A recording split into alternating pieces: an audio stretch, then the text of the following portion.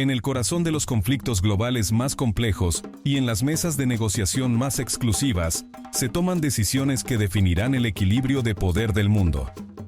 Washington, D.C., símbolo de influencia y control, se encuentra en una batalla interna que trasciende sus límites, la búsqueda de la estadidad.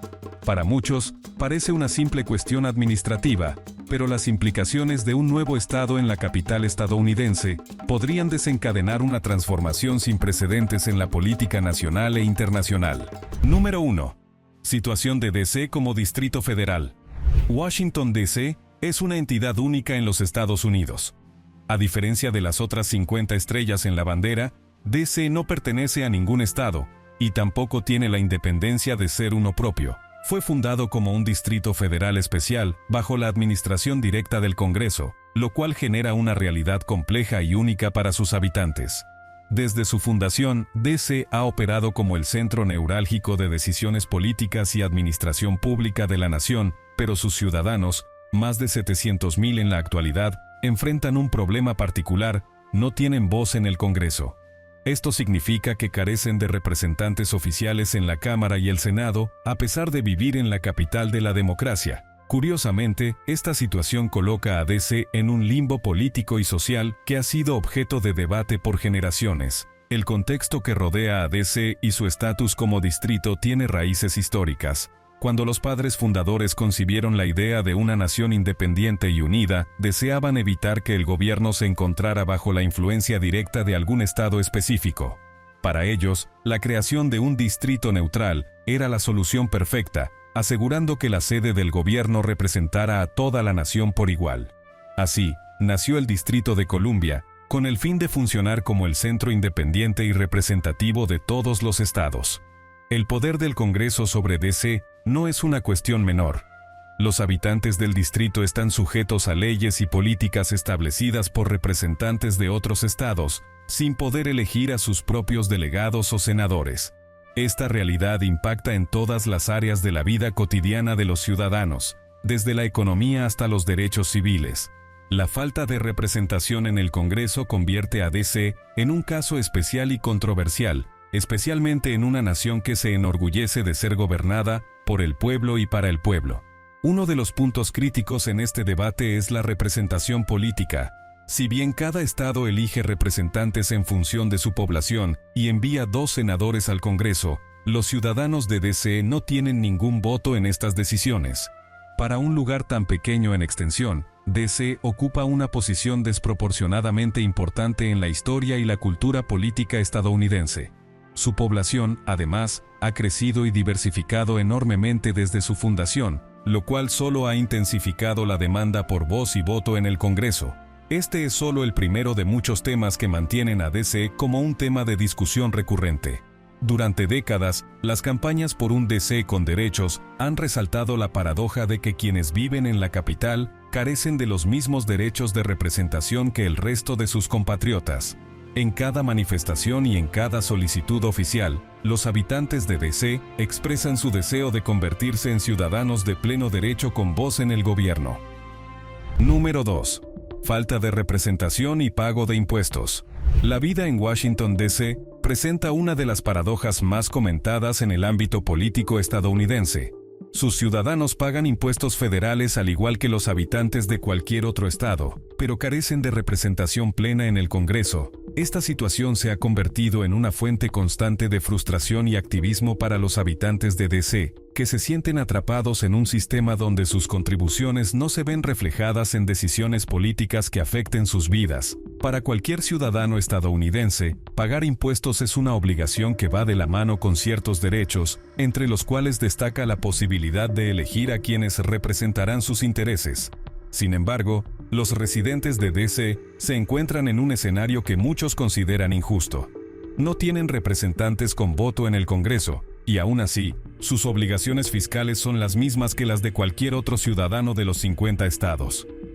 Este fenómeno se conoce popularmente como impuestos sin representación, una frase que se remonta a la época colonial y que paradójicamente resuena hoy en la misma nación que buscó librarse de ese tipo de opresión. Los habitantes de D.C. no solo pagan impuestos, sino que contribuyen con una cantidad significativa.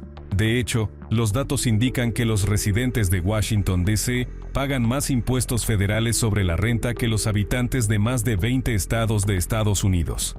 Además, en términos per cápita, los impuestos pagados por los ciudadanos de D.C. superan los de cualquier otro estado de la Unión. Sin embargo, a diferencia de otros contribuyentes, no tienen derecho a votar sobre cómo se utilizan esos recursos, lo cual para muchos representa una violación de los principios básicos de justicia y equidad. La falta de representación plena en el Congreso no ha pasado desapercibida para los residentes de D.C., quienes lo manifiestan de diversas formas. Una de las señales más visibles se encuentra en las placas de los automóviles de la ciudad, que llevan inscrito el lema «Fin a la tributación sin representación».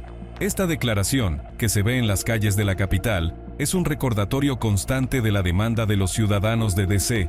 por un cambio que les permita participar en la toma de decisiones nacionales. Históricamente, esta situación ha sido objeto de numerosas propuestas de reforma. Se han presentado más de 150 proyectos de ley a lo largo de los años, todos con la intención de otorgar algún nivel de representación a los residentes de D.C., aunque con resultados limitados. Algunos de estos proyectos proponían conceder a D.C. la condición de Estado, mientras que otros sugerían mecanismos alternativos para asegurarles algún tipo de voz en el gobierno federal. Sin embargo, hasta la fecha, ninguna de estas propuestas ha logrado resolver el problema de fondo. Número 3. Apoyo a la estadidad en D.C. A medida que la idea de un Washington D.C. convertido en el estado número 51 gana fuerza, el respaldo de los ciudadanos de la capital ha alcanzado niveles históricos. En el año 2016, el 86% de los votantes de D.C. apoyó firmemente la estadidad en un referéndum, marcando un hito en la historia de la lucha por la representación. Este apoyo abrumador no solo refleja el deseo de los habitantes de obtener derechos plenos, sino también su cansancio por vivir bajo una administración que no los representa en el Congreso. El respaldo de líderes nacionales, incluido el presidente Joe Biden, ha dado aún más impulso a este movimiento. El contexto en el que surge este respaldo mayoritario se basa en una realidad cotidiana para los residentes de D.C., la falta de control sobre su destino político. Al no ser un estado, D.C. carece de representación en el Congreso, lo cual significa que sus ciudadanos no tienen derecho a votar en decisiones legislativas clave. Esta falta de voz en el gobierno federal ha sido un tema de protesta constante, y el referéndum de 2016 marcó un punto álgido en el que los habitantes expresaron, de forma contundente, su deseo de convertirse en ciudadanos de pleno derecho. El respaldo a la estadidad de D.C. no solo viene de sus residentes, sino también de figuras políticas influyentes. Joe Biden, antes y después de asumir la presidencia, ha manifestado su apoyo a la causa, destacando la importancia de otorgar a los ciudadanos de D.C. una representación adecuada en el Congreso. Esta posición también la han compartido otros líderes demócratas, quienes ven en la estadidad de D.C. una forma de asegurar la equidad en la participación política.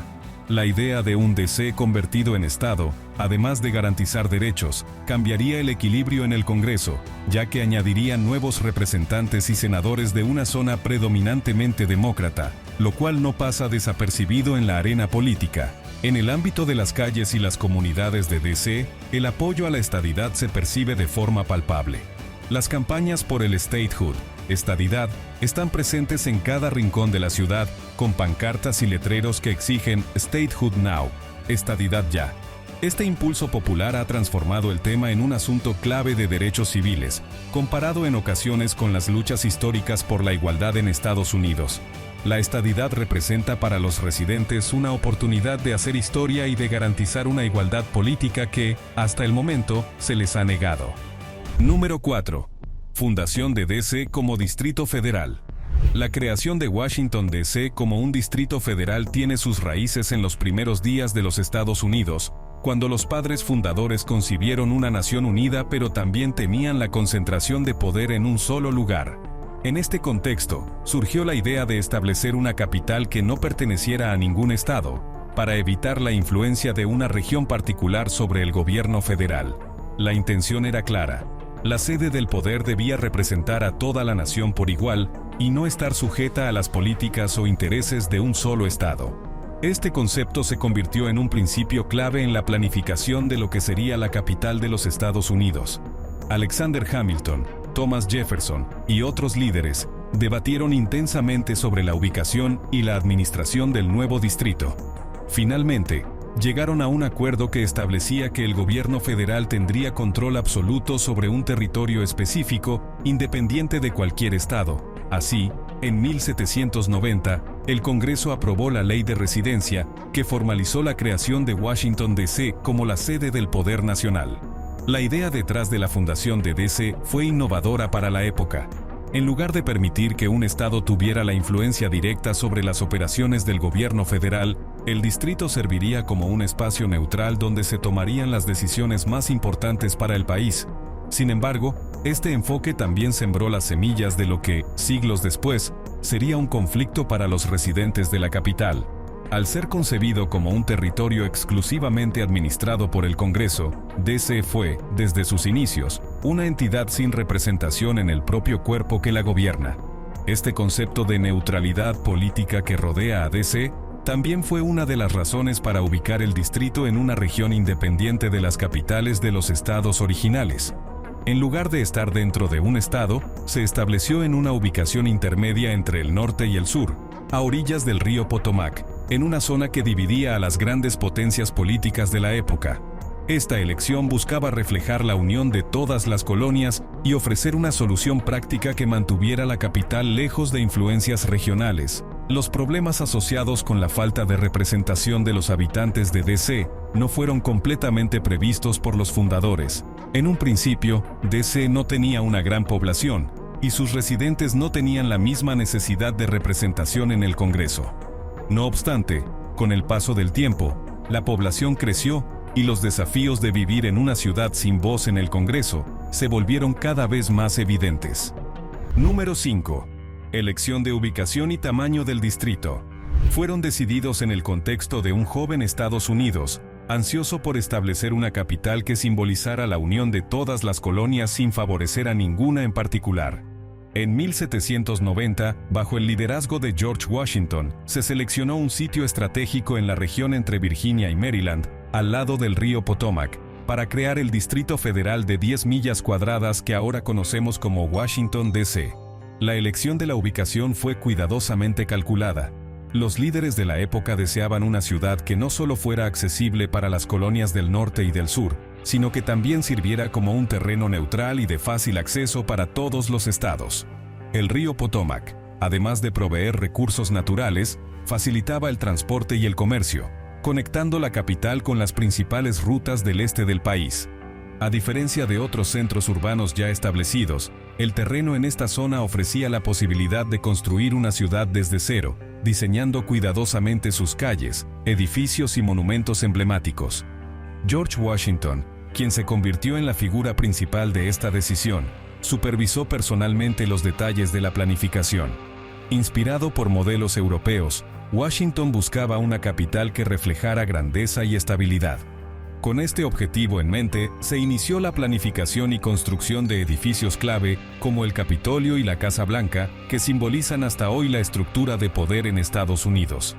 Esta visión arquitectónica formó una parte integral del diseño y sirvió para establecer una capital que representara la fuerza y permanencia del país.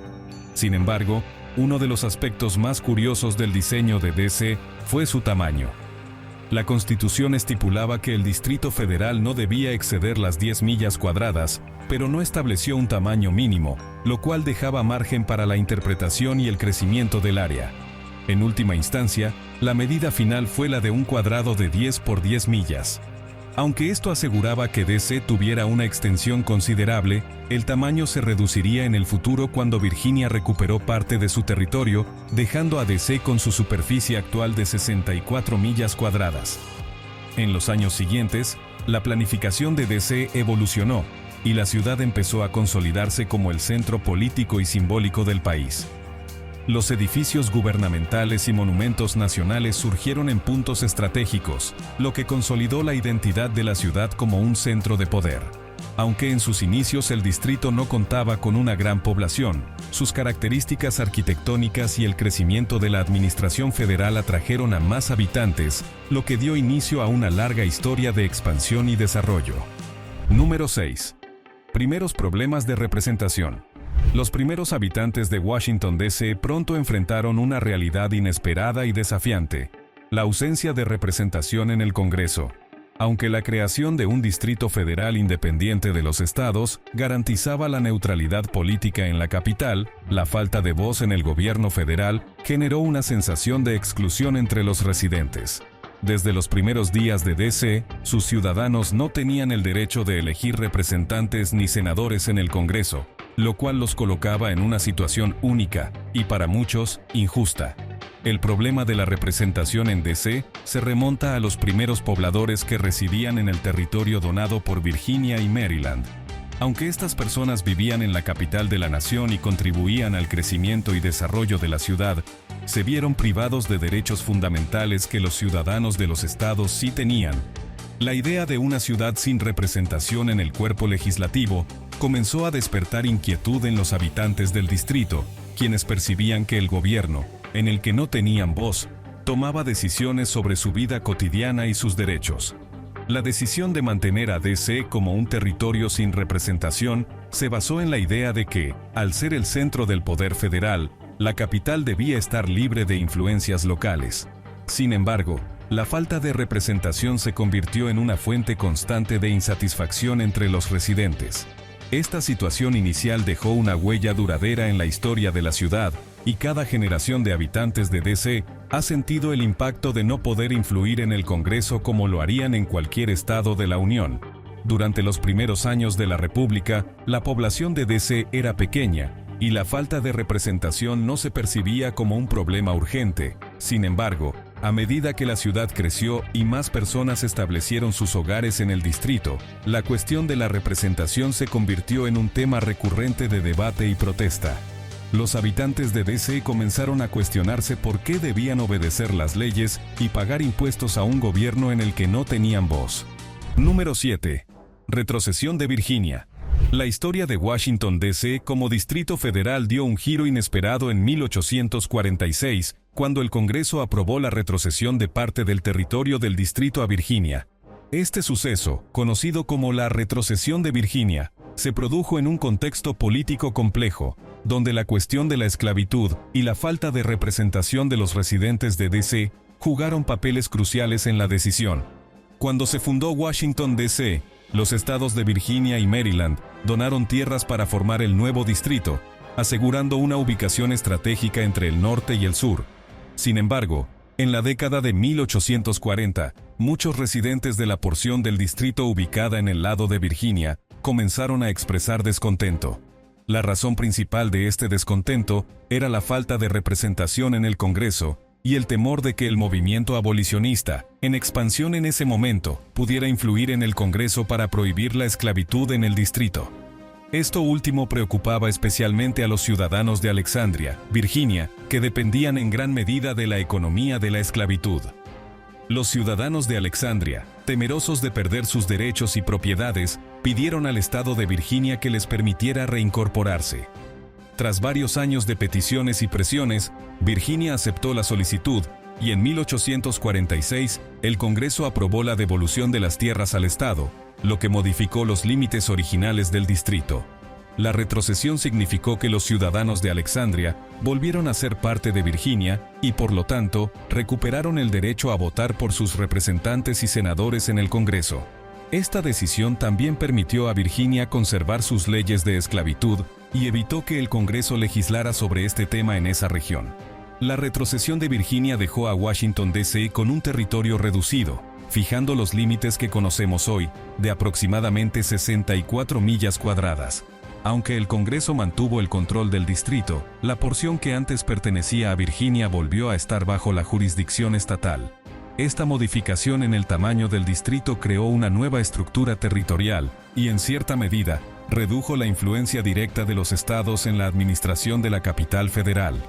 Número 8. Crecimiento demográfico y falta de representación. A lo largo del siglo XX, Washington, D.C. experimentó un crecimiento demográfico espectacular que hizo aún más evidente la falta de representación de sus ciudadanos en el Congreso.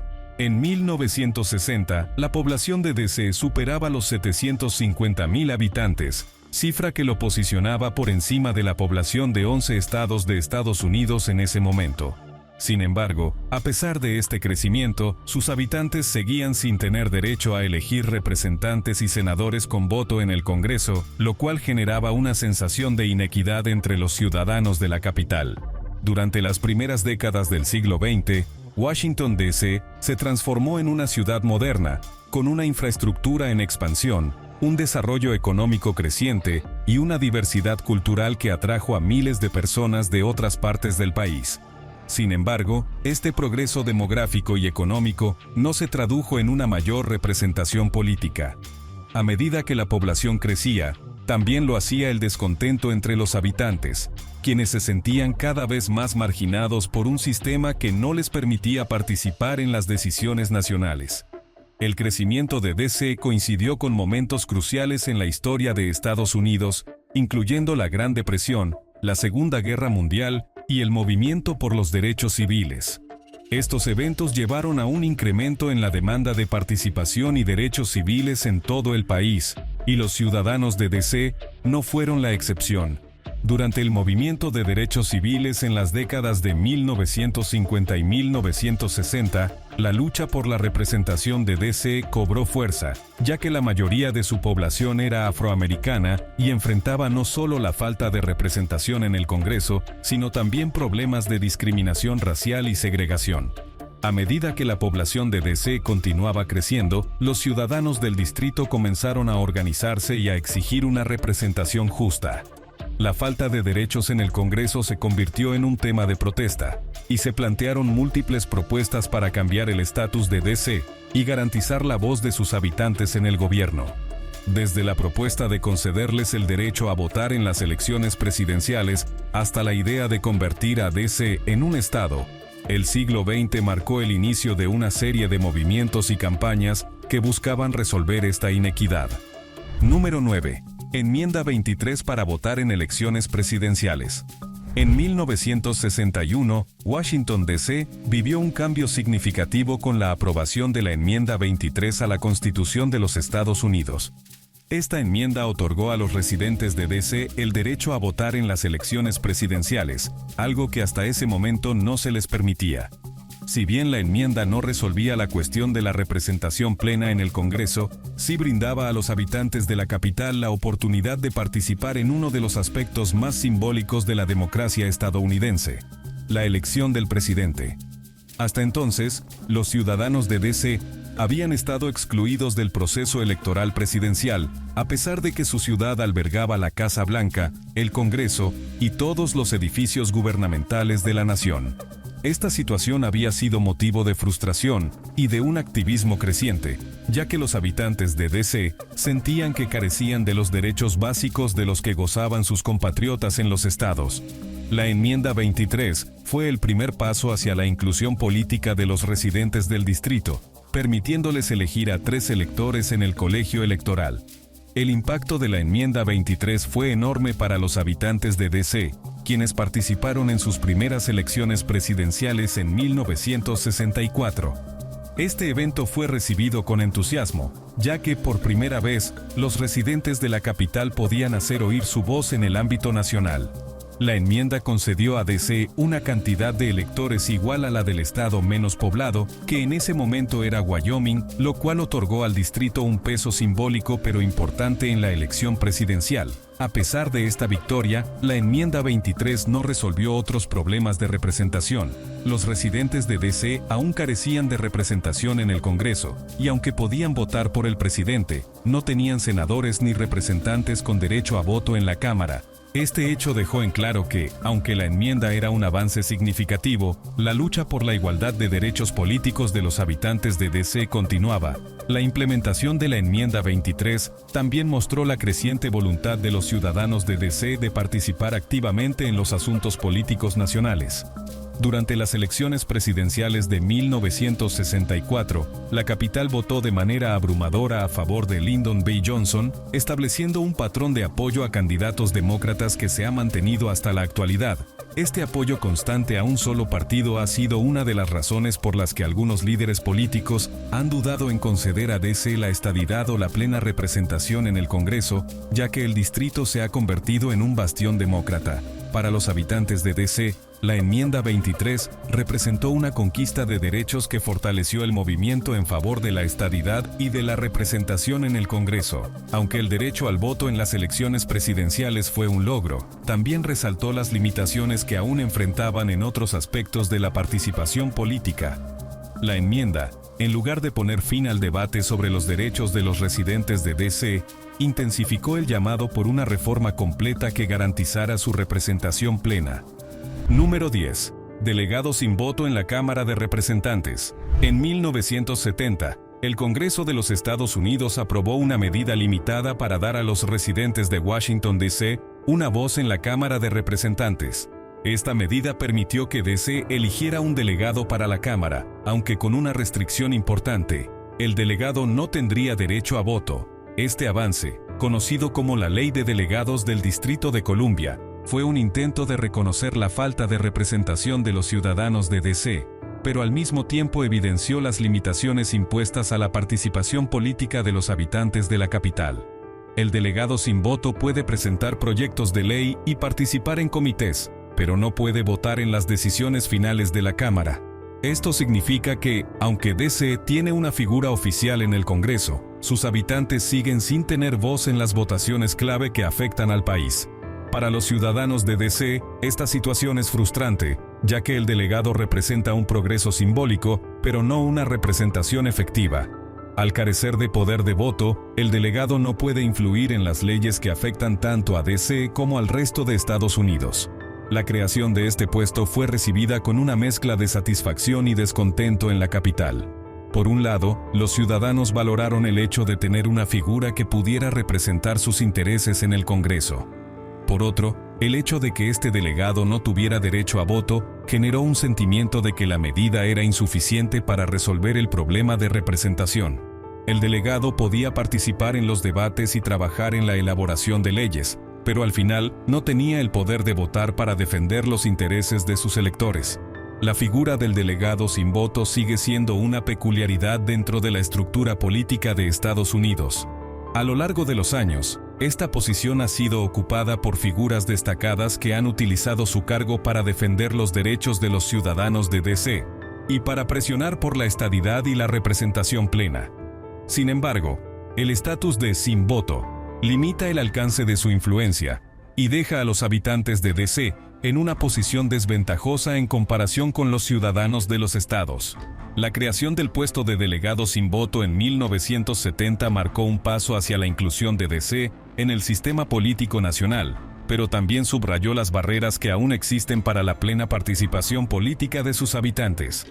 Para muchos, esta posición representa un símbolo de los derechos incompletos de D.C., y la lucha por convertir al delegado en un representante con voto es un tema recurrente en el debate sobre la estadidad.